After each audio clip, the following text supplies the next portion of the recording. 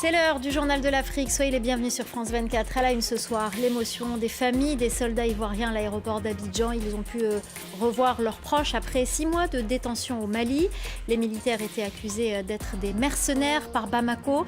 Ils ont finalement été graciés par le président malien. Témoignage dans ce journal.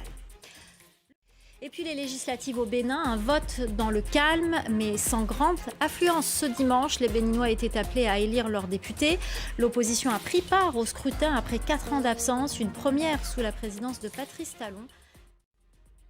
Les 46 soldats ivoiriens accueillis en héros à Abidjan après des mois de détention à Bamako, ils ont été graciés par le président malien Assimi Goïta. Les militaires étaient accusés d'être des mercenaires. Les négociations menées par le président togolais Faure Gnassingbé ont porté leurs fruits, mais la pression de la CEDEAO a également joué un rôle. Reportage de Sadia Mandjo et Ange Nomeni.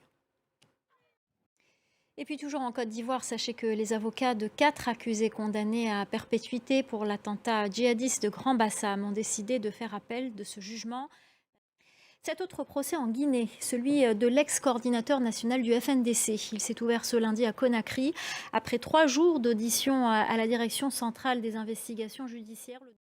Nouveau bilan de l'accident de bus au Sénégal. 40 personnes ont été tuées, 36 blessés graves lors d'une collision entre 2 bus dans la nuit de samedi à dimanche. Les électeurs étaient appelés aux urnes ce dimanche pour des élections législatives. Un vote sans grande affluence et dans le calme pour élire leurs 109 députés.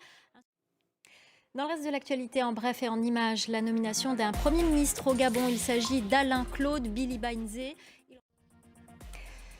Vous le savez, la Corne de l'Afrique est durement touchée par la sécheresse. 36 millions de personnes risquent de souffrir de la faim dans les prochains mois. Au Kenya, les régions du nord du pays sont particulièrement touchées, comme dans la région de Samburu, où s'est rendu notre correspondant. Reportage de Bastien Renouille. Et avant de se quitter, on part au Nigeria où s'est tenu l'Eco Anime Festival. Plus de 1000 fans ont convergé vers Lagos pour pouvoir s'y rendre. Des visiteurs qui étaient aussi là pour incarner leur personnage préféré de ces animations japonaises. Laurent Mercier. Voilà, c'est la fin du journal de l'Afrique. Restez avec nous dans quelques instants. La suite de Paris Direct avec Audrey Racine.